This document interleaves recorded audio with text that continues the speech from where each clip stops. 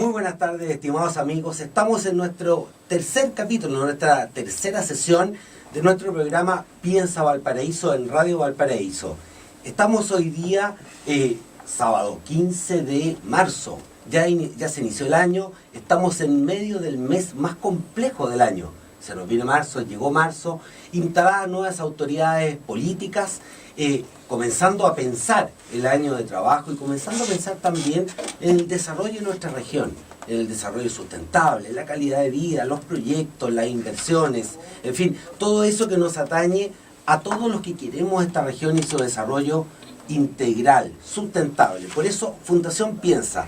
Esta fundación, que es un centro de pensamiento, un think tank, que pretende en forma transversal y de forma no partidista, al fin, reunir a los líderes de opinión, a los actores más relevantes, para generar conversación, para generar debate, llegar a consensos, proponer a la autoridad pública estudios, análisis, ideas, con una mirada un poquito, como dice mi amigo Eduardo Muñoz aquí presente. Hola Eduardo. Hola, hola. Con una mirada un poquito más de mayor altura, no entrar a la coyuntura, a la patada en el área chica, sino mirar desde arriba los problemas un poco más objetivamente, más seriamente, y por eso hoy día tenemos dos grandes invitados. Nos acompaña nuestro querido amigo de tantos años, don Santiago Mata. Santiago Mata es un destacado dirigente gremial del sector agrícola de nuestra región, específicamente de la llamada tercera sección del río Aconcagua, una sección, para que usted, estimado auditor,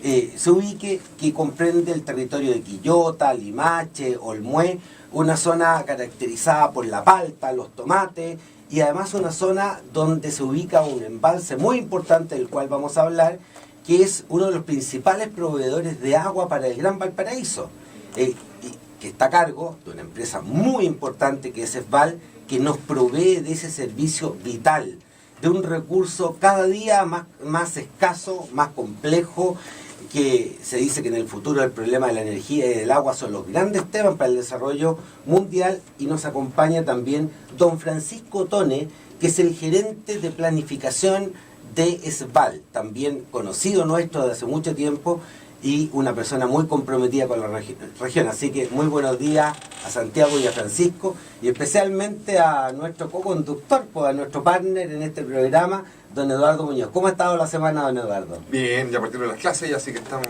a toda máquina ahí en la Universidad del Paraíso. Muy bien, pues. Estimado. Buenas tardes, Jorge. Partamos al tiro, pues vamos derecho al grano. Nosotros tenemos una sequía tremenda en Chile y particularmente en la zona central desde hace 5 años.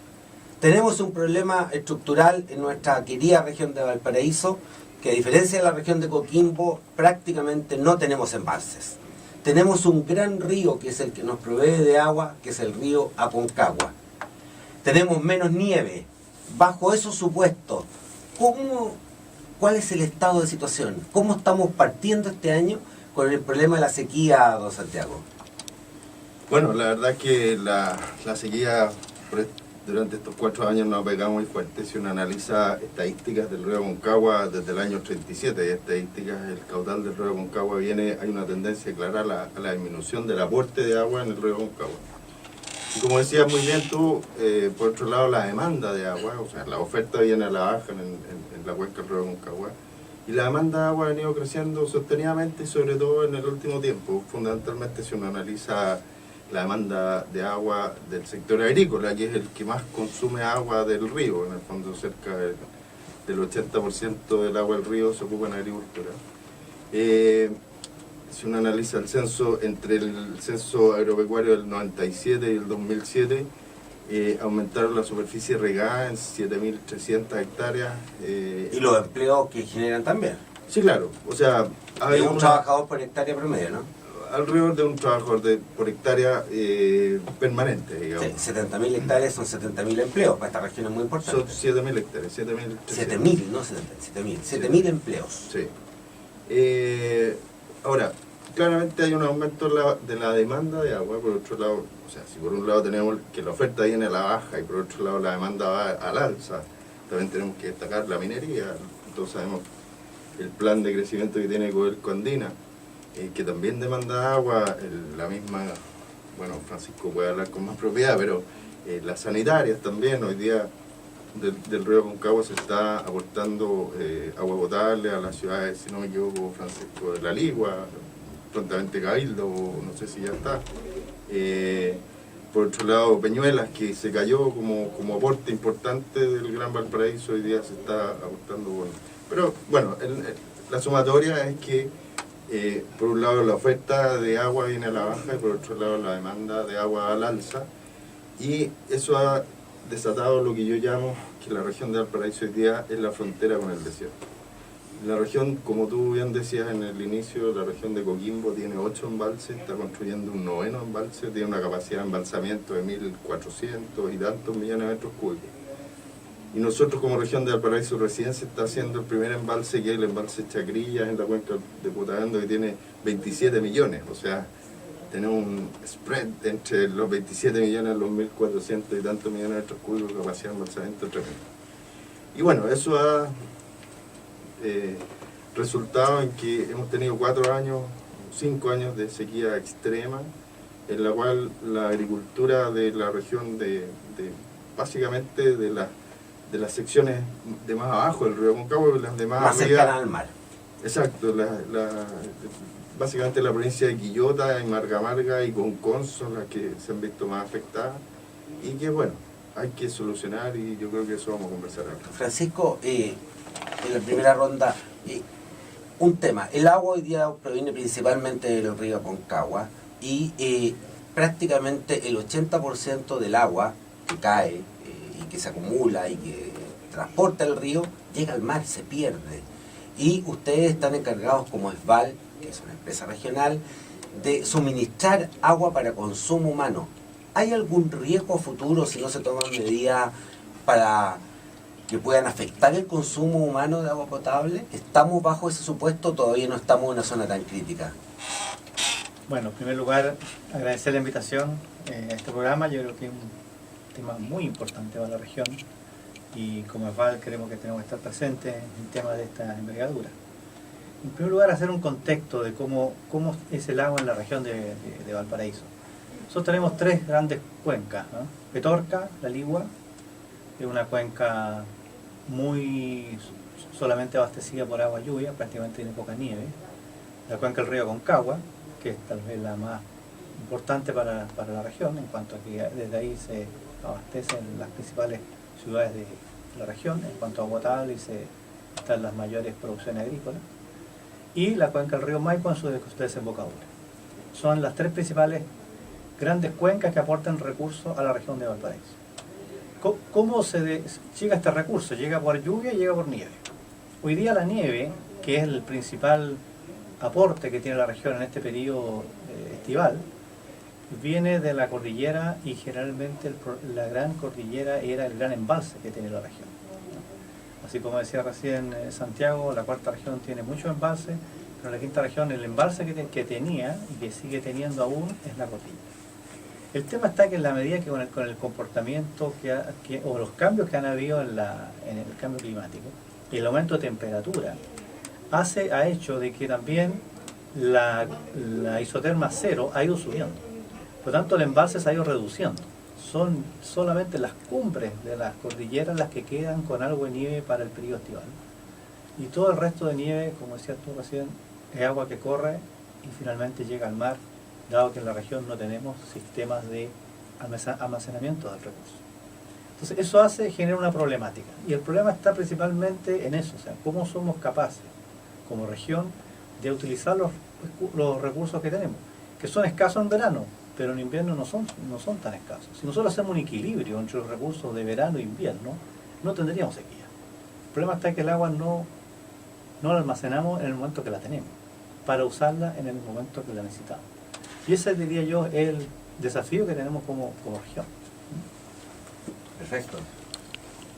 Don Eduardo. Es comprensible, yo creo que para todo el mundo, entender que los cambios climáticos, sobre todo la región siempre está en una frontera difusa, ¿no es cierto?, entre la zona norte, ¿no es cierto?, y la zona centro del país.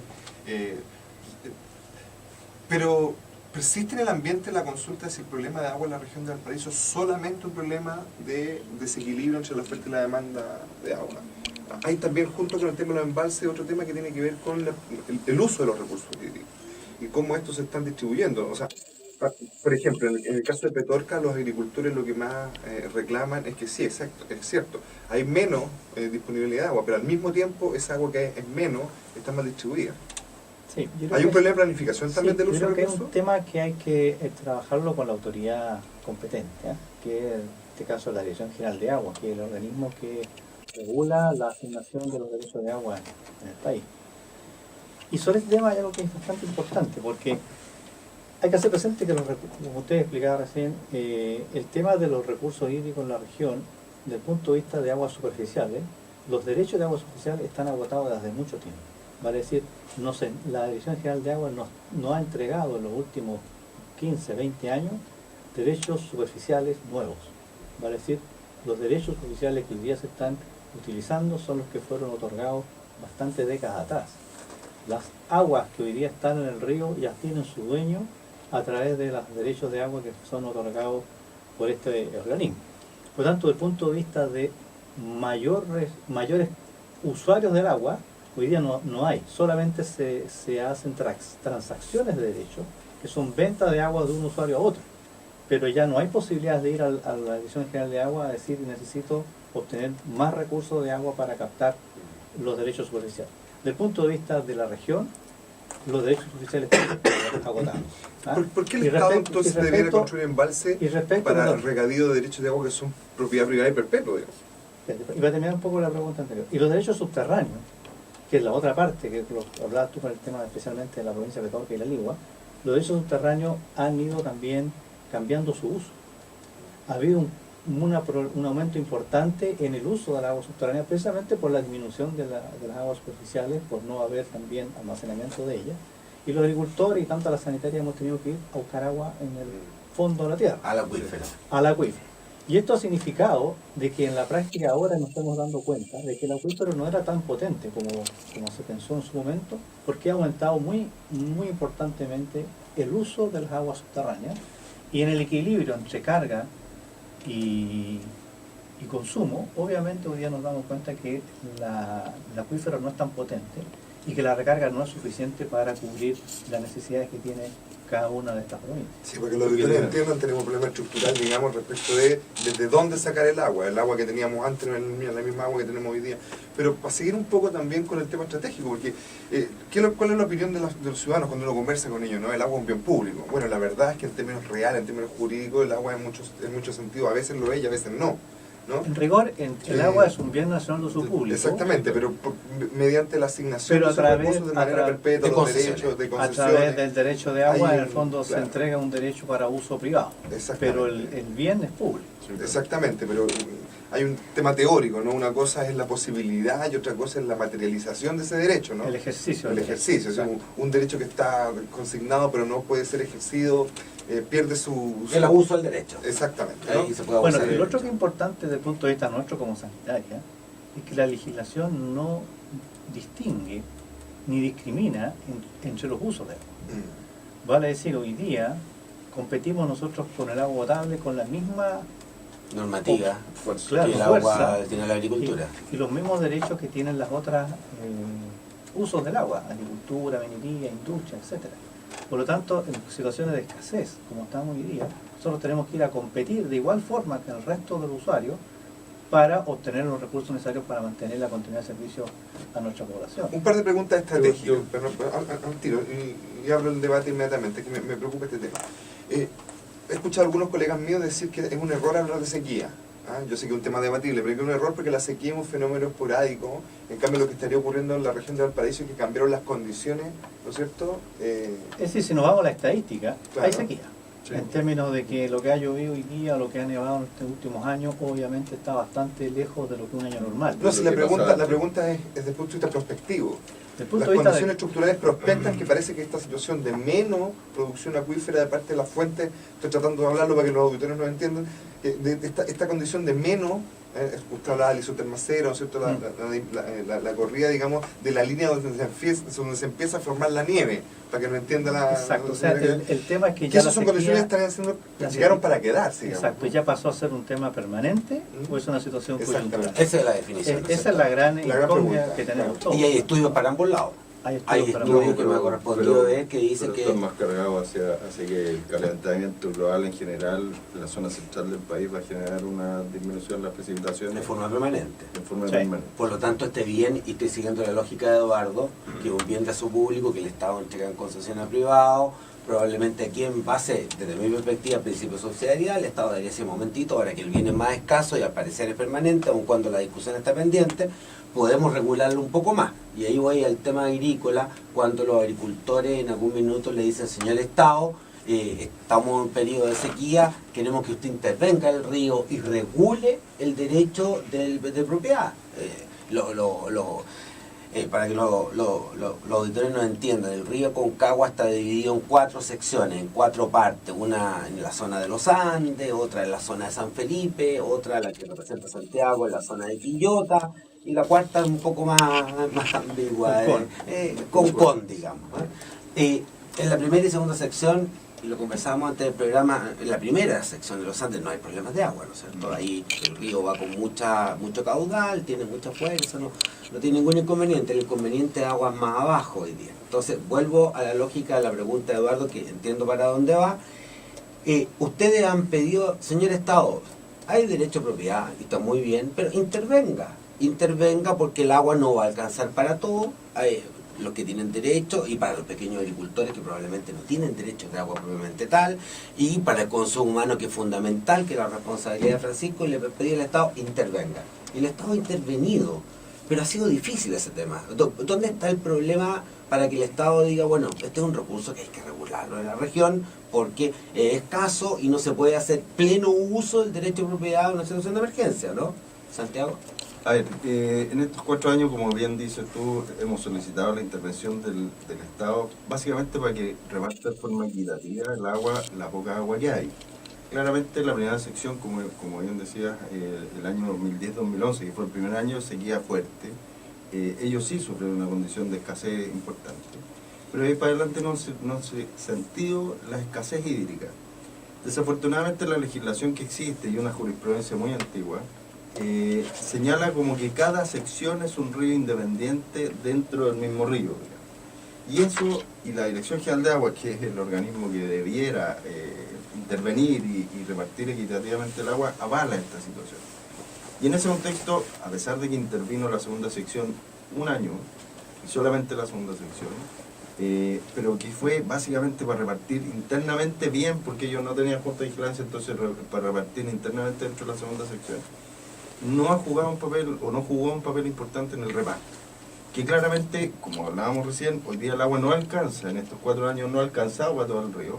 Entonces las secciones que están más cerca de la cordillera son las que aprovechan todo el agua y riegan a destajo, y las demás abajo no lo hacen, y esto está avalado en el fondo por el Y para complementar, Santiago, lo que tú estás diciendo, y volviendo a la lógica que plantea, y donde quiero ir al tema de las altas políticas públicas y el rol del Estado en esta situación y a futuro. Los que tienen derecho de agua son gente que los compró, hay derecho de propiedad, en fin, se acumulan, se pueden vender, se pueden trazar, me parece perfecto. Pero hay una gran cantidad de pequeños agricultores, y después vamos a ir a los temas de los APR, el agua potable rural y todo, pero una gran cantidad de pequeños agricultores en esta región que ellos no tienen derecho de agua. ¿Cómo lo hacen? ¿Cómo se organizan? ¿Cómo los protegemos? Bueno, y ese es el grave problema. Yo he sido 3 veces presidente de la Asociación de Agricultores de la provincia de Quillota y Cajamarca, y justamente sobre el 80% de los agricultores de esa sección, coincide con la tercera sección del río Concagua, los agricultores de esa sección, más del 80% tienen menos de 2 hectáreas de riego básico. O sea, son pequeños agricultores que no tienen la capacidad para perforar un pozo profundo o sacar un poco lo que decía Francisco de ir al agua subterránea. No tienen la capacidad económica para hacerlo, y por lo tanto dependen prácticamente de un 100% del agua superficial. Pero sí tienen derecho. Pero tienen derecho de agua superficial. Exactamente. No es que no tengan derecho. Perfecto. O sea, no es un problema de propiedad. No. todos tienen derecho de agua superficial. El tema es que no hay agua para entregarle. Entonces, la alternativa que ellos pueden tener para regar sus cultivos es justamente perforar pozos, hacer obras de una inversión importante que no tienen la capacidad. O sea, aquí más allá de los temas, porque hay un tema histórico, y como tú bien dices, que viene del principio del siglo pasado, tenemos un río, tenemos 3 ríos. La lógica y muchas cosas más, y algunos estudios jurídicos dicen que hay un río Concagua, aun cuando una ley de secciones, pero lo cual es meramente jurídico. Hay un río Aconcagua. Las políticas de Estado, Francisco, ¿dónde deberían ir? Porque el problema de distribución de agua escasa, hay 2 problemas, de distribución de agua escasa, que es la contingencia, y de almacenamiento de agua para que ésta no se pierda, ¿no es cierto? ¿Cuál es la prioridad desde la perspectiva de ustedes, que tienen además la responsabilidad de asegurar el consumo humano? Mira, acá hay 2 cosas. Uno son las políticas de largo plazo, que es ver cómo vamos a asegurar el agua a todo el usuario. Yo creo que aquí tenemos que pensar que no es competir en el agua. O sea, la idea no es quitarle el agua a uno para dársela a otro. Sino yo creo que tenemos que pensar como política regional, es ver cómo todos somos partícipes del recurso. Cómo podemos todos tener de alguna manera llegada al recurso y poder desarrollar las actividades económicas que cada uno tiene. Entonces, en ese sentido, yo creo que hay que distinguir lo que son las políticas de largo plazo, que deben estar orientadas a cómo se mejora la seguridad a todos los usuarios, tanto de los agricultores como de las empresas sanitarias, de poder contar con un recurso a un costo también que puedan acceder también los pequeños agricultores, los medianos agricultores, la sanitaria, y finalmente los clientes de la sanitaria, que son los que también a través de las tarifas pagan los costos de inversión que tiene proveer el servicio.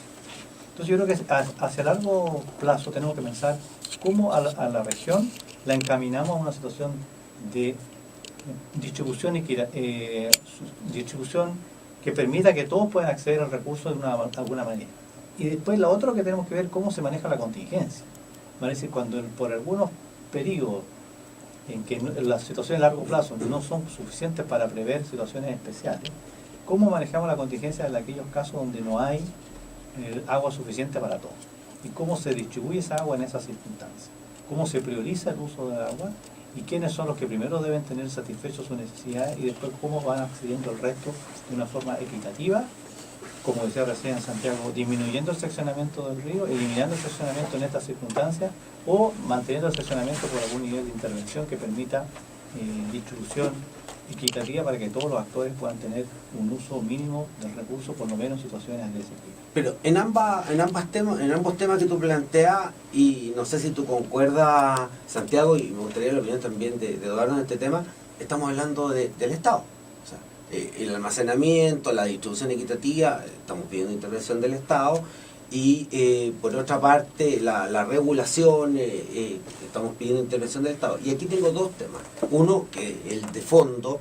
O sea, nosotros recurrimos al Estado cuando estamos en problemas, pero cuando estamos en bonanza, ojalá que el Estado no se meta. Aquí hay un tema bien de fondo por lo demás, primera cosa. Y lo segundo que me preocupa, y probablemente la segunda parte de este programa, yo creo que podemos tratar un poco más, y eso es una de las finalidades de Piensa, es que a mí me tocó en algunos minutos participar en estos temas como presidente de la Cámara Regional de Comercio. A mí me sorprendió la falta de estudio que teníamos nosotros hace algún tiempo atrás en la región, y hace 3-4 años nuestra pelea era el embalse Puntilla del Viento, pero nunca tuvimos bien cuantificados los costos, la vinculación con la minería, y dimos una pelea hasta que de Santiago nos dicen, pero si, miren, ni los Andes lo quieren, y la plata que ustedes dicen no es la que se necesita, y a mí me da un poco de vergüenza la situación, para serle muy franco. O se construyó un canalón que no sirve y se bota la plata. Hay un tema, yo creo que no va por el lado del vale y del consumo humano, yo creo que por el lado agrícola, de tradiciones, Santiago, que ha sido muy difícil reunir a los agricultores, consensuar, trabajar en conjunto. De hecho, aquí está representada la 3ª sección, pero probablemente si tuviera alguien de la 1ª sección tendría una mirada distinta. ¿Cómo podemos juntar a todos los actores dicho en forma muy simple, para que de una vez se pongan de acuerdo en la problemática. ¿Eso sí, se podrá hacer alguna vez, Santiago? Porque yo creo que, y ahí voy al tema, por eso indicaba, no creo que hay que echar la culpa o meter en todo al Estado. El Estado no se preocupó de nosotros. Yo creo que también hay algo de responsabilidad privada en este aspecto. A ver, son muchos temas. Pues. Vamos de a poco. Perdón, nos pilló el tiempo. Así que como son muchos temas, los vamos a ordenar, los vamos a pensar en el intermedio, porque tenemos que hacer la única pausa de este programa. Así que vamos a una pausa y volvemos en pocos minutos. Bueno, ya estamos de vuelta aquí en nuestra tercera edición de Piensa Valparaíso. Les recordamos que este programa va a ser retransmitido este lunes. Claro que este lunes, en vez de a las 20, va a ser retransmitido a las 18 horas, porque juega Banderito, ¿no? Y con la Católica, pues, partidazo aquí en el Estadio Valparaíso. Elías Figueroa Brander juega Católica y el gran Santiago Wander. Ahí tengo intereses cruzados. Antes de ver el partido, nos puede escuchar la retransmisión, quien no lo pueda haber hecho hoy en directo, de este programa este lunes a las 18 horas. Les recordamos nuestro hashtag, ¿no es cierto? Piensa Valparaíso, por los amigos que se comunican con nosotros vía Twitter. Y el programa está en canal de YouTube. Está en el aire, en el ciberespacio, en YouTube, en el canal de YouTube de la Fundación Piensa. Así que ya van a poder tener el registro visual de estos programas también, y va a estar ahí permanentemente para consulta, para reflexionar, para poder incluso utilizarlo en el debate público. Así que ese es nuestro rol. Bueno, estábamos acá con Francisco y con Santiago debatiendo el tema del agua, ¿no? Que es un tema pendiente antes de pasar más bien al tema y yo me sigue dando vuelta el tema de los embalses. Bueno, en realidad el tema de la responsabilidad pública. Yo preguntaba muy retóricamente, bueno, ¿qué gana el Estado con hacer embalses si el uso de los recursos está regulado de esta manera, que parece que al pasar el agua por ciertos sectores se produjera un proceso de transmutación y un bien público termina operando en la práctica, ¿no es cierto? Y claro, es una pregunta retórica, los embalses son una ganancia, pero una ganancia desde el punto de vista de, si entendemos, porque la cantidad de miles de millones de dólares que hay que invertir en la cantidad de embalses parece más de 1 millón. ¿Cuánto dijiste tú, Santiago? ¿Unos 1.500 millones de dólares? No, estamos hablando de los metros cúbicos embalsables. Los 1.400 millones de metros cúbicos embalsables. Recién creo que ahora tenemos 270 un embalse con esa capacidad. No, bueno, 27. Eso 27 millones de metros cúbicos. Sobre 1.400. Sí, prefiero preguntar porque son cifras que uno no maneja todos los días en estos temas. Bueno, eso es una inversión pública importante y evidentemente no solamente importa por dónde, como en todo sistema, como por dónde entra el agua de esos embalses, sino cómo sale y para qué sale el agua de esos embalses. Y es una gran pregunta. ¿Tú crees que no es válida la pregunta respecto a la necesidad de que el Estado intervenga con este régimen actual regulatorio que tiene el agua? ¿Es sustentable pensar en embalses sin, por ejemplo, porque digamos que durante el año de sequía hubo imágenes que hicieron perfectamente pensar, sobre todo pensando que esto puede ser permanente como fenómeno climático, hubo imágenes que hizo pensar a la gente, oye, estamos a puerta que haya falta de agua para el consumo humano. O sea que yo le preguntaba recién al gerente de planificación del VAL si había cuotas mínimas de las cuales dispone el VAL para poder proveer. Estoy hablando yo en términos estratégicos, cómo se categoriza el uso del agua, cómo se jerarquiza el uso del agua, y segundo, cómo se distribuye. Parece que este sistema de secciones, ¿no?, con estos derechos de agua tan solidificados, por decirlo de una manera, que casi transforman el agua en hielo. Yo me imagino sacando el agua en bloques de la boca. Claro, Santiago. A ver, primero, me voy a referir a lo que decía Francisco. El río Aconcagua hoy día, si bien estamos en una situación de sequía quizás permanente, pero la sequía la tenemos en el verano. En el invierno tenemos agua disponible. Y por lo tanto, la solución para el río Aconcagua hoy día es hacer embalse. Claramente. No tenemos otra solución. Repartir equitativamente son medias partes, pero la solución, el tratamiento definitivo es hacer embalse. Te preguntabas antes, ¿vale la pena? ¿Por qué el Estado tiene que hacer embalse?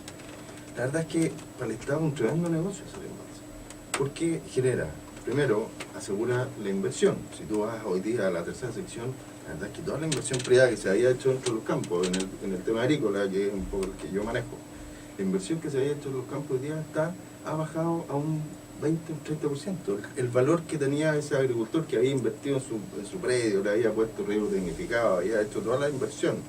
Hoy día está disminuida. Nosotros estimamos que cada sequía genera alrededor entre 200 y 300 millones de dólares de pérdida a los agricultores.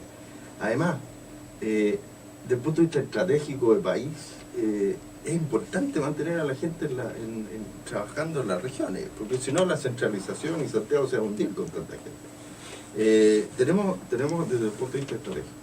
Por otro lado, el financiamiento de los embalses lo hace, es un financiamiento compartido entre el Estado, por un lado, que financia alrededor del 70%, y el otro 30% lo financian los usuarios. O sea, también concurren en el financiamiento. Nosotros tenemos calculado que el embalse Catemo, que es el que hoy día estamos proponiendo, al agricultor le va a costar alrededor de 5.000 pesos por hectárea al mes, que tampoco es un valor tremendamente brutal, inalcanzable, claro. pero concurren también durante 25 años pagando esa cantidad de dinero. A ver, tenemos por un lado el tema y por otro, tú me preguntas, ¿por qué el Estado? Te puedo preguntar lo mismo, ¿por qué el Estado hoy día subsidia, se gasta más de $1.000 millones en financiar el Transantiago, por ejemplo? Que claramente beneficia el bolsillo de los santiaguinos, no al resto. Entonces, aquí hay políticas de Estado. Conversamos también quería complementar lo que dice Santiago desde el punto de vista de por qué el Estado. Porque la solución de un embalse es multisectorial. O sea, no beneficia solo a uno, beneficia a muchos actores. Entonces, el Estado es el único organismo que tiene hoy día la capacidad de poder desarrollar obras de esta envergadura. Hay que reconocer que son obras que requieren mucho estudio. Es una obra que impacta a un sector importante donde se construye un embalse. Y también está la compra de los terrenos. Los terrenos para los embalses puede ser uno de los problemas serios para poder encontrar un lugar donde instalar un embalse. Entonces el Estado es que tiene de alguna manera las herramientas para poder concurrir de alguna forma a ir solucionando todos los elementos que son necesarios para finalmente construir un embalse. Y como dice Santiago, el Estado lo financia, pero después en alguna manera a través del mecanismo que está establecido en la ley, le traspasa una parte de este costo a los mismos agricultores y a la sanitaria. El caso nuestro, que lo conocemos, es básicamente el embalse Puclaro. Nosotros, como la empresa sanitaria de la cuarta región, que es Agua del Valle, nosotros pagamos una proporción del uso del embalse al Estado por la construcción que hizo el fisco. Y eso genera un efecto multiplicador muy importante, porque con ese embalse prácticamente hoy día la cuarta región, especialmente la Serena de Coquimbo, ha podido seguir subsistiendo con una continuidad del servicio de agua potable. Francisco, hay una participación público-privada claramente, sí, y lo que se está pidiendo que el Estado asuma su participación pública-privada en nuestra región. Pero cuando estábamos en comerciales, en nuestro intermedio, conversábamos algo que me pareció bastante interesante. Tú decías, la coyuntura es algo que es inagotable. Todos los años estamos en la coyuntura y todos los años llegamos a septiembre, se anuncia que viene la sequía, se empieza a pelear por el decreto de escasez hídrica, y se empiezan a preparar las medidas de emergencia, pero sí sabemos que esta situación va a venir, y eso hace, a mi juicio, y uno puede ser muy crítico, pero más allá de la opinión crítica de lo que se ha hecho, porque el tema es tratar de mirar a lo que se puede hacer. Tú me dices, aquí lo que tiene sentido es mirar a una situación más estable, más ordenada. No podemos seguir viviendo la coyuntura de la crisis de cada año, ¿no? Claro, en este escenario de que la sequía llegó para quedarse, prácticamente tenemos que pensar que todos los años van a ser complejos. Y si nosotros solamente trabajamos en la emergencia y en la contingencia de cada año, de cómo mejor repartimos las aguas y nos aseguramos que la continuidad del servicio de agua potable siga persistiendo para nuestros clientes, y que los agricultores de alguna manera puedan repartir el escasa agua que va quedando para su cultivo, eso significa en un escenario a largo plazo una situación de precariedad para la región, ¿cierto? Porque en la medida que no haya un recurso, va a ir disminuyendo la superficie sembrada, va a ir disminuyendo la productividad de la región. Se empieza a empobrecer la región. Se empieza a empobrecer la región. Y desde el punto de vista de la sanitaria comenzamos a buscar otras soluciones. Exacto. Nosotros tenemos que pensar, decir, si no, el recurso ya no está a través de los ríos, ya no está a través del agua dulce, del agua subterránea, vámonos al borde costero. ¿Qué pasa entonces? Que tenemos que buscar soluciones que son mucho más caras, que son bastante más compleja que, por ejemplo, es la desaladora. Lo que hizo Antofagasta. Lo que se está haciendo en el norte, porque en realidad allá río. obviamente es la solución, porque Claro. no hay recursos que utilizar. En el Pero caso si de se Val, hiciera esa solución de sacar agua, de salinizar, lo que está haciendo Antofagasta, eso tiene un mayor costo. tiene mayor costo. Entonces, el Eso llamado a mayor- la gente que nos está escuchando, le hablábamos también, no saben que estamos en sequía porque abren la llave de la casa, sale agua, sacan la ducha, sale agua, regan el jardín, lo dejan y hay agua. Hoy Y día- muchas gracias a Edval, pero Claro. ¿cuándo nos vamos a dar cuenta que Yo tenemos un creo que eso es problema? muy importante mencionar. Por una parte, la desaladora, nosotros como EVAL ya estamos pensando en desaladora, por lo menos en ir avanzando los estudios. En el borde costero entre Papudo y San Antonio, ver dónde es factible instalar desaladora para consumo humano. Obviamente queremos que esto es una solución de largo plazo, porque antes debiéramos buscar soluciones como lo que planteamos anteriormente, cómo hacer un mejor uso de las aguas que hoy día están en el río. Y lo otro que sí que es muy importante destacar es que la gente hoy día, los clientes nuestros, han consumido el agua prácticamente en forma continua, nunca les ha faltado el agua por la red, ellos no perciben la sequía. No tiene idea que es sequía. No saben los costos Sale por los que diarios. está incurriendo la empresa. Nosotros, te voy a poner un ejemplo muy simple. En el caso de Cabildo, por ejemplo, nosotros estamos produciendo del orden de 4 litros por segundo en nuestra fuente. 4 litros. Y la demanda en los periodos peak del verano es 40. ¿De dónde sale el agua que falta?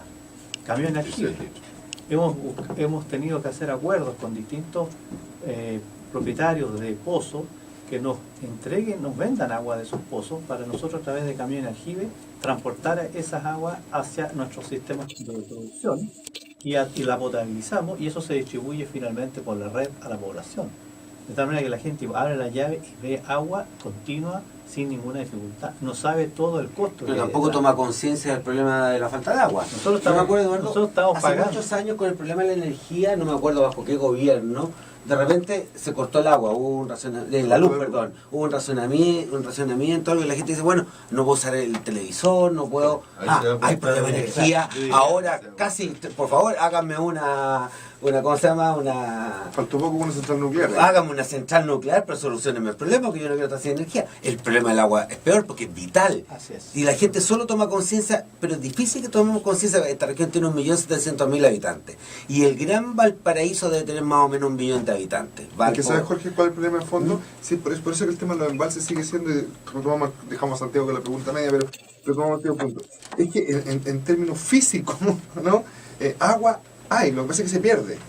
Ese es un Ese tema, o sea, es el tema de Ese es el el tema de problema la principal. Ese es el porque gran ese problema. es el problema. Es que existiendo ese Exactamente. equilibrio, esa ecuación en que hoy día agua hay, pero se pierde, entonces primero utilicemos esa agua. Cuando esa agua no Antes de sea- pensar en la salinización. Exactamente. Claro. Ahora, y vuelvo al punto de por qué el Estado. Yo creo que al auditor le quede meridianamente claro, primero le decía el envase y segundo le decía que lo haga el Estado. Primero, yo creo que una inversión que está fuera de alcance porque es privada individual, digamos, por su volumen, por su magnitud. ¿Ah? Un tema. Y segundo, por su complejidad, porque una cosa es el costo y otra cosa es lo complejo de llevar adelante ciertas políticas y ciertas obras que tiene que llevar adelante el Estado. Y en eso estamos completamente de acuerdo. Pero insisto con mi pregunta, se haga con los dos, porque yo creo que los dos la tienen que tocar.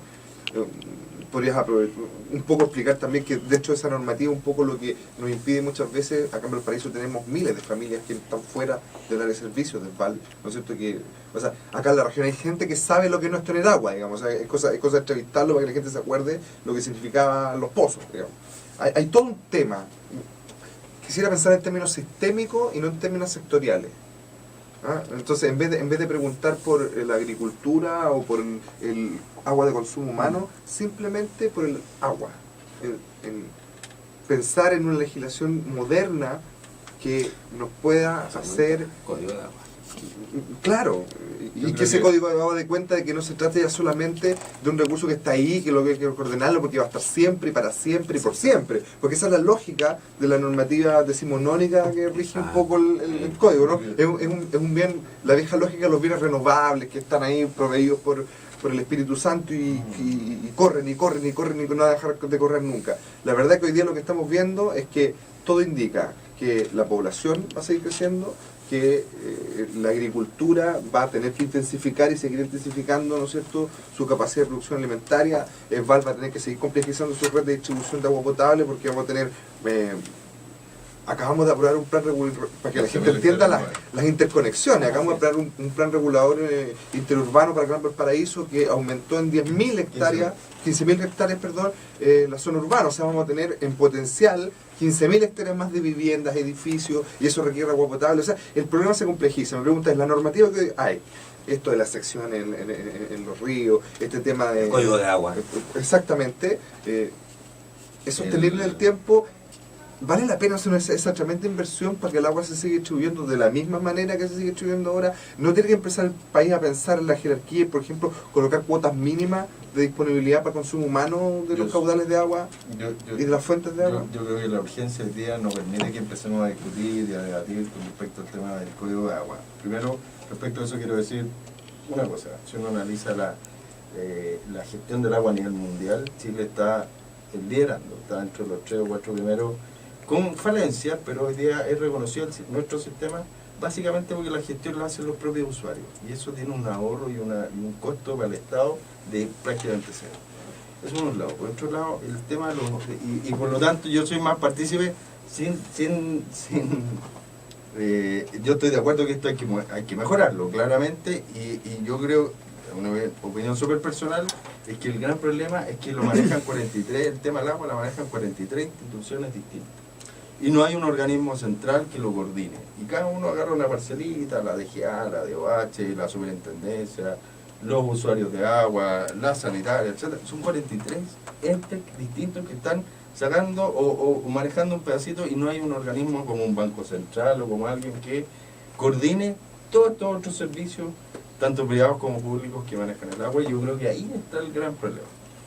Y respecto al tema de los embalses, ¿cuál es un poco, por el tema de la hora, cuál es lo que nosotros proponemos? Estuvimos con Francisco hace 3 días en el río, en la entrada donde parte mi tercera sección, y debatíamos entre si estaban pasando 600 o 800 litros por segundo, cuando necesitamos 20.000 litros por segundo para medianamente mantener el agua. O sea, claramente, y a eso voy, es que yo creo que hoy día no tenemos que perder ni un segundo en cosas muy genéricas.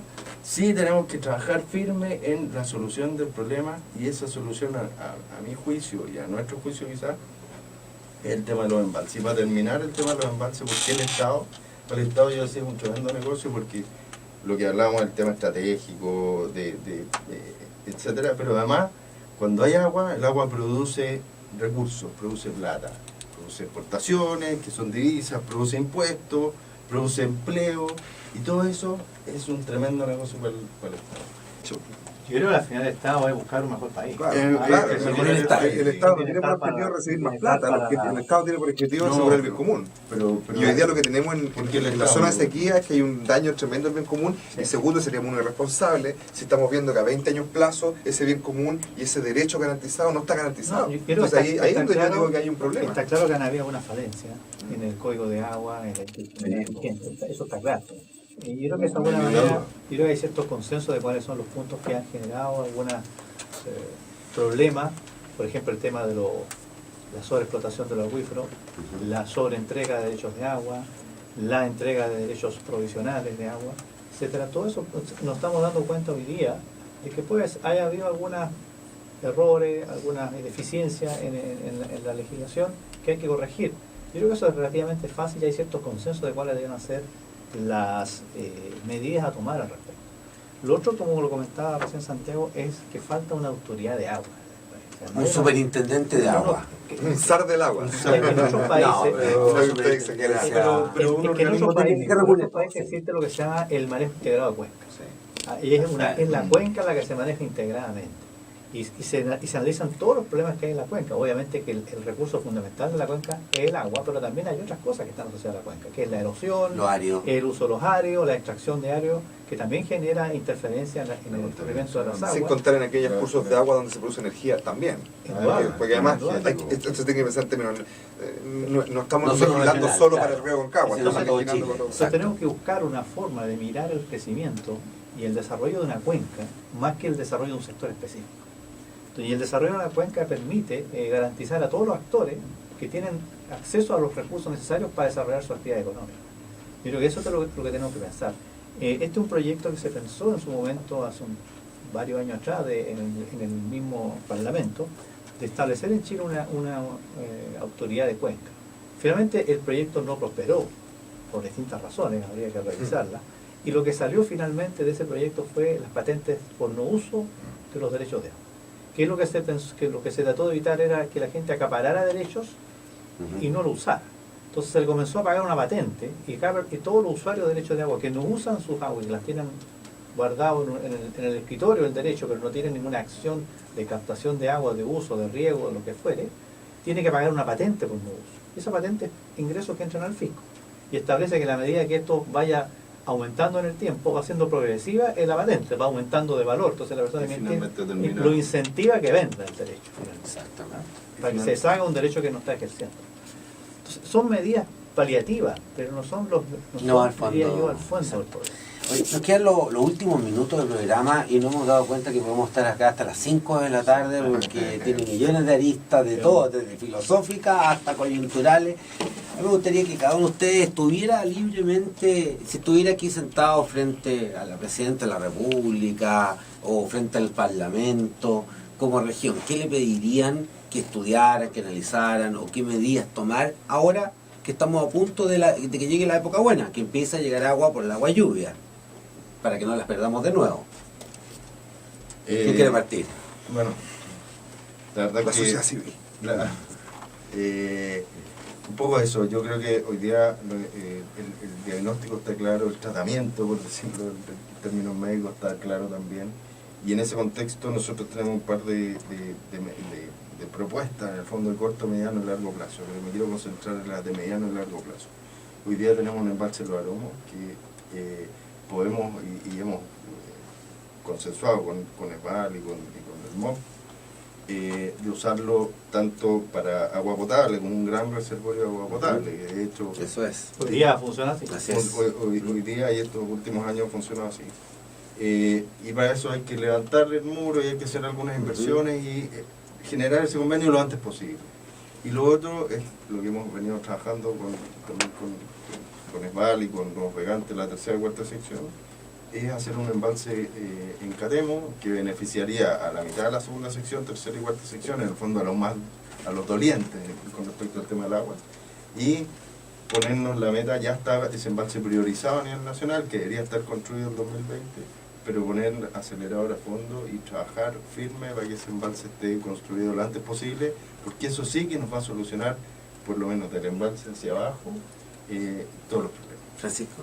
Yo creo que hay que combinar medidas en el ámbito, llamémoslo administrativo o legal, que son modificaciones al código de agua, lo que hablamos recién, ¿cierto?, de evitar que se repitan los errores o las deficiencias que han habido hasta la fecha y corregir las cosas que en realidad, porque a veces también los errores son producto de un desconocimiento al momento que se dictan las leyes y después se van perfeccionando. Entonces entendemos que es parte del perfeccionamiento de todo la legislación. Nosotros creemos que hay que hacer un mix en el mejoramiento de la institucionalidad y también en la parte técnica. Al final el agua solo se capta en la medida que hayan proyectos. La ley, el código de agua, la legislación puede ser muy bonita, pero si no hay proyecto específico de cómo captamos el recurso, no vamos a lograr mejorar nuestra condición. Con decretos y leyes no vamos a contener el agua para que no se vaya al mar. Por lo tanto, tenemos que desarrollar proyectos. Y creo como el desafío de la región es buscar cuáles son los mejores proyectos para utilizar de mejor manera el recurso que tenemos. Yo creo que eso deberían ser, a mi juicio, los dos puntos relevantes que se deben enfocar en la región. Mejorar la institucionalidad y abordar proyectos relevantes. Okay. Bueno, así estamos concluyendo esta tercera edición satisfactoria ya. El número 3 es un número bonito. Satisfactoria sesión de Piensa Valparaíso. Hemos tocado el tema del agua. Evidentemente nos quedan temas sin tocar. Estoy seguro que los amigos de ESVAL nos acompañarán en otra oportunidad. Ya hablaremos más bien del servicio urbano del agua. Hay mucha coyuntura que es muy interesante coyuntura. explicar cómo hoy día hemos seguido manteniendo el servicio, como lo decía recién Santiago. Estamos llegando desde Concón con el agua potable hasta la Ligua. Eso hay que conversarlo y conversar también qué proyectos tiene ESVAL para esas familias que aún no gozan de un derecho tan básico en la urbe, que es tener agua potable que salga de la llave como en otras partes, junto con el esfuerzo que han hecho, por cierto, en otros lugares. Quería aclararte eso. En realidad nosotros dentro de nuestra área de servicios prácticamente tenemos casi un 100% de cobertura. Sí, Los problemas que hay, digamos, pendientes especialmente son tomas, son situaciones irregulares, Irregulares, claro. que se deben resolver de una manera multisectorial. Así es, exactamente. El agua, la factibilidad está. Para poder construirla se requieren además algunas acciones administrativas que hay que resolver. Exactamente, y esos son los temas que dejamos pendientes para otra versión, otra sesión de... Pero vamos a tener de que seguir Piensa conversando Valparaíso. este tema. Parece que tenemos para harto tiempo, ¿no? Así que yo creo que lo vamos a volver a ver. Entonces, Sí, así que agradezco a Santiago, agradezco a don Francisco, Gracias. evidentemente también un gran abrazo a Jorge Martínez, Eduardo Muñoz se despide, nos vemos en una próxima edición de Muchas Piensa gracias. Valparaíso.